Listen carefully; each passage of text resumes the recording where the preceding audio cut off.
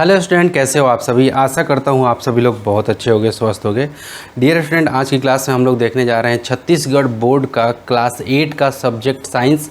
Student, लगातार आप देख रहे हो कि बोर्ड एग्ज़ाम से संबंधित में लगातार आपका जो सरकार के द्वारा जो सैम्पल पेपर जारी किया जा रहा है, ब्लूप्रिंट जो भी जारी किया जा रहा है, उसका मैं सॉल्यूशन लेकर के आप लोग के बीच में आ रहा हूँ।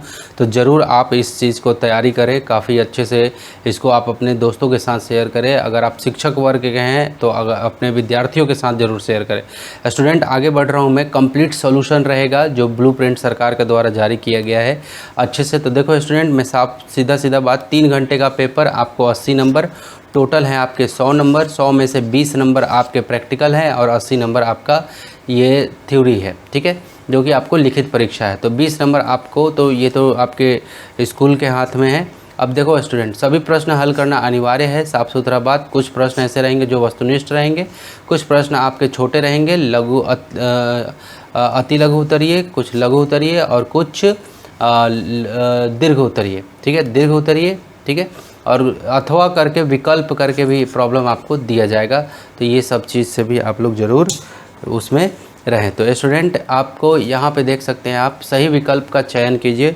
सही विकल्प का चयन करके आपको क्या करना है, इसमें बताना है। तो सबसे पहला प्रॉब्लम है कि निम्न में से 3 वलयों वाला ग्रह कौन सा है। तो 3 वलयों वाला ग्रह है आपका शनि। कौन सा है? शनि। तो स्टूडेंट देखो, मैं यहाँ टिक कर रहा हूँ, आपको यहाँ क्या करना है, आपको ब लिखना है और साथ में आपको लिख देना है शनि। इस तरीके से आपको क्या करना है, पेपर में बनाना है। ओके, मैं यहाँ टिक करते हुए निकलूँगा, लेकिन आपको पेपर में क्या करना है, जो भी 4 ऑप्शन में से आंसर रहेंगे उसको कंप्लीट लिख करके आपको यहाँ पर दिखाना पड़ेगा। क्लियर है? आपके टिक करने से काम नहीं चलेगा, ठीक है।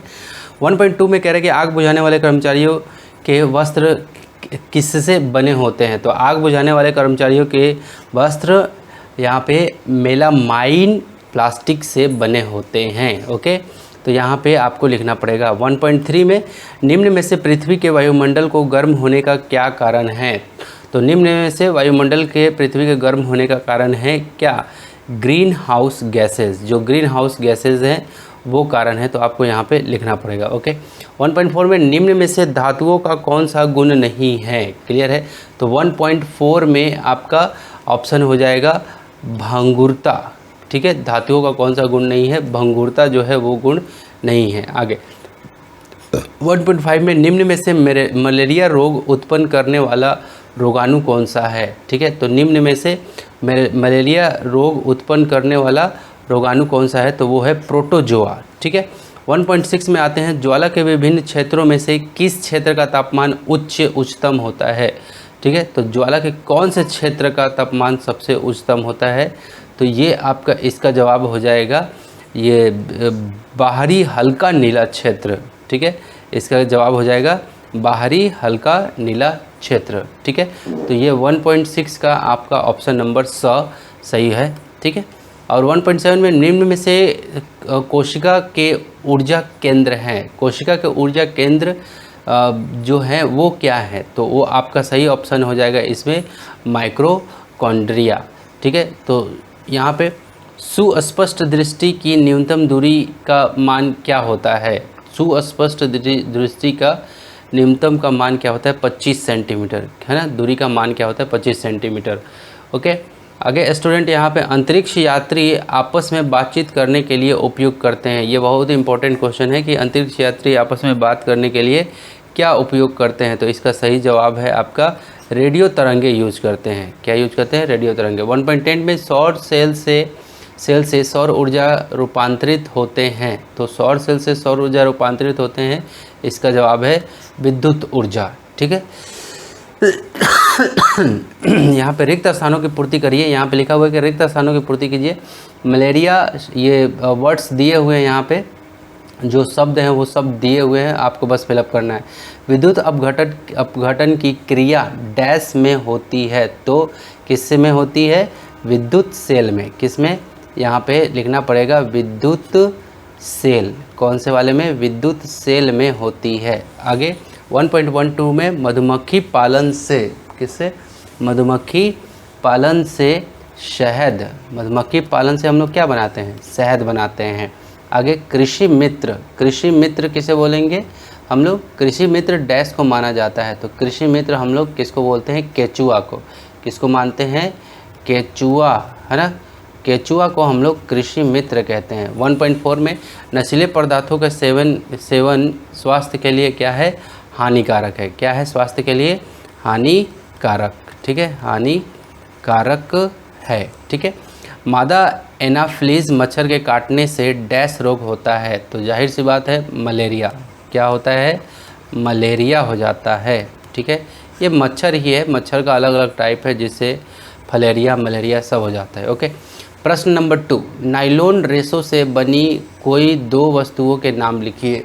नाइलॉन रेशों से बनी कोई दो वस्तुओं के नाम क्या होगा? तो देखो यहाँ पे मैंने आंसर मेंशन किया है, पैराशूट, रस्सी, मोजे, ब्रश, इनमें से कोई भी दो का आपको लिख लेना है। प्रश्न नंबर 3 को देखो, शोर और सुस्वर ध्वनि में कोई दो अंतर दो। तो देखो ये शोर और सुस्वर में यहाँ पे अंतर बताया दिया हूँ, आप इसको अच्छे से अपने कॉपी में करके याद करना। प्रश्न नंबर 4, विद्युत लेपन। अगर आपको ये थोड़ा सा धुंधला अगर दिख रहा हो स्क्रीन, तो थोड़ा आपको क्या कर लेना है, वीडियो क्वालिटी को अच्छे से बढ़ा लेना है, तब देखना है, तब आपको साफ़ सुथरा दिखाई देगा। ओके, विद्युत लेपन के कोई दो उपयोग लिखिए। तो ये उपयोग आप लिख सकते हैं, ये पहला, ये दूसरा, विद्युत लेपन का। आगे प्रश्न नंबर 5, फसल के लिए सिंचाई क्यों आवश्यक है? तो उसका उत्तर मैंने यहाँ पे मेंशन किया हुआ है, आप लोग देखेंगे, अच्छे से पढ़ लेना। प्रश्न नंबर 6, हरी सब्जियों और मिर्च को सुखाकर परीक्षित किया जाता है। जो दो अन्य सब्जियों के नाम लिखिए जिनका परीक्षण सुखाकर किया जाता हो। तो दो अन्य सब्जियों के नाम, मेथी, पुदीना, आलू, ठीक है, इत्यादि।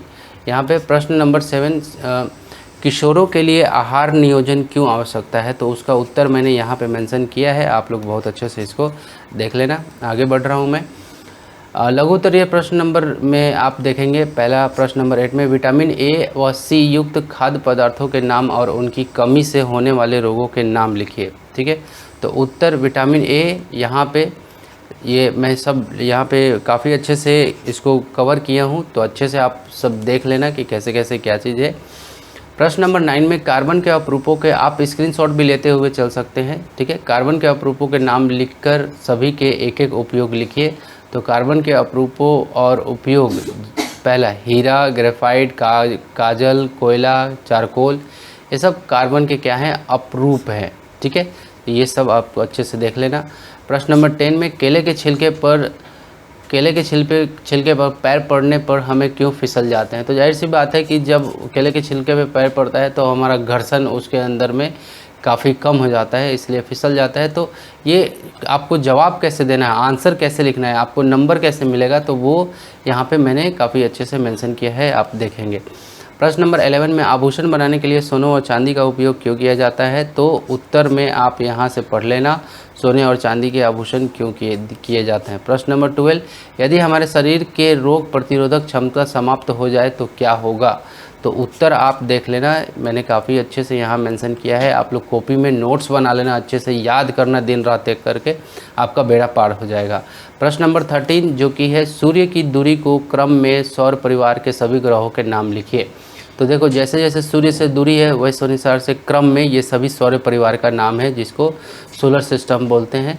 तो ये बुध, शुक्र, पृथ्वी, मंगल, बृहस्पति, शनि, अरुण, वरुण, ये सब सूर्य से दूरी के अनुसार है। प्रश्न नंबर 14, निम्न रासायनिक अभिक्रियाओं को पहचान कर उसके नाम और अभिकारक एवं उत्पाद लिखिए। अभिकारक एवं उत्पाद, तो जैसे ये पहला और दूसरा दो लिखे हुए हैं, उसका जो उत्तर यहाँ पे मैंने मेंशन किया है, ये पहला का है, ठीक है, ये पहला वाला हो गया और ये दूसरा वाला, काफ़ी अच्छे से आप देख लेना, ठीक है। अब आगे चलो, प्रश्न नंबर 15 कह रहे हैं कि बायोगैस संयंत्र का नामांकित चित्र बनाइए। बायोगैस जो आपका फिगर है ना, उसका आप नामांकन चित्र, तो ये बायोगैस का आप नामांकन चित्र, थोड़ा सा हो सकता है धुंधला दिख रहा हो, लेकिन आप अपने बुक से भी कोशिश करिए कि बायोगैस का नामांकन चित्र कैसे है, उसको अच्छे से देख लेना और उसको आप बना करके ज़रूर प्रैक्टिस कर लेना कि कैसे कैसे क्या चीज़, कौन लाइन कैसे आई है, क्या रहता है, टैंक रहता है, क्या क्या रहता है। ओके, क्योंकि एक प्रश्न आएगा ही आएगा चित्र बनाने के लिए। आगे किरण चित्र बनाइए, किरण का चित्र बनाना है, ठीक है। उस वस्तु उत्तल लेंस के प्रकाश केंद्र व मुख्य फोकस के बीच स्थित हो, ठीक है।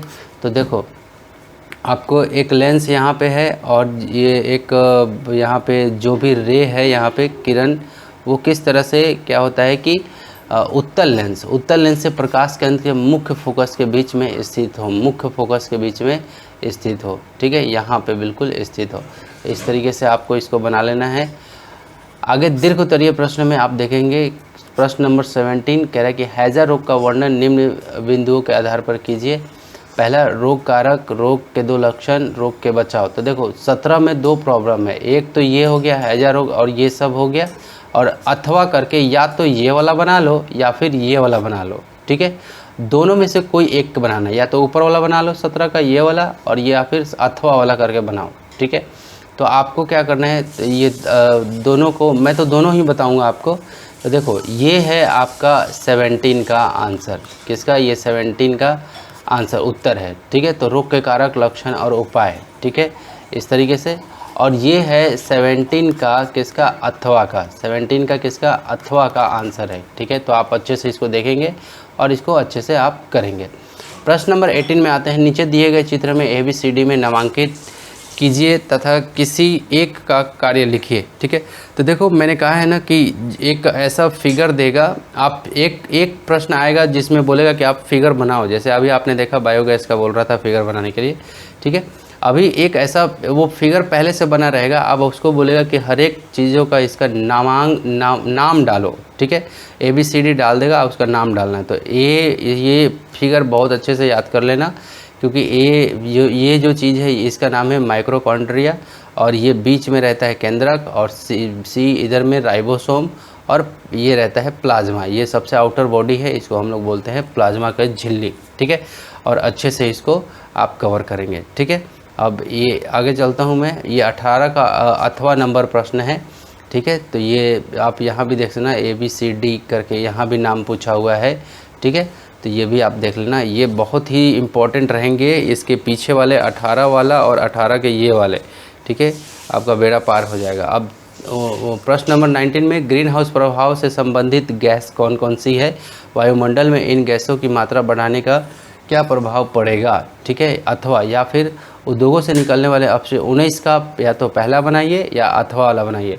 उद्योगों से निकलने वाले अपशिष्ट पदार्थों द्वारा वायु प्रदूषण किस प्रकार होता है, इसका नियंत्रण कैसे किया जा सकता है, ठीक है।